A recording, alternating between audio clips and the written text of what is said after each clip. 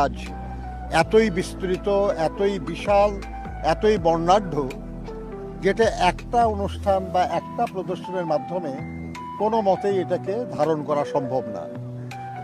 কাজে ইচ্ছা করলে আমাদের এই সোসাইটি তারা তার আন্দোলন সংগ্রামের উপর, তার রাষ্ট্র পরিচালনার উপর, তার উন্নয়নমূলক কার্যক্রমের উপর এবং তার জীবনের আনন্দ বেদনার উপর তারা আলাদা আলাদা প্রদর্শনের আয়োজন করতে পারে, যেটা জনগণের কাছে খুবই গ্রহণযোগ্য হবে।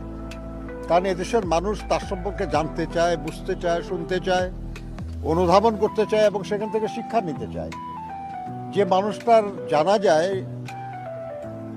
এত মানুষের সমাগম হয়েছে, যেটা বিশ্বের প্রধান জানাজাগুলির অন্যতম হয়ে গেছে। যে মানুষটা তার সারা জীবন লড়াই করেছেন গণতন্ত্রের জন্য, দেশের স্বাধীনতা সার্বভৌমত্ব সুরক্ষার জন্য, দেশের মানুষের কল্যাণের জন্য, সেই মানুষটার সম্পর্কিত মানুষের জানার আগ্রহ থাকা স্বাভাবিক।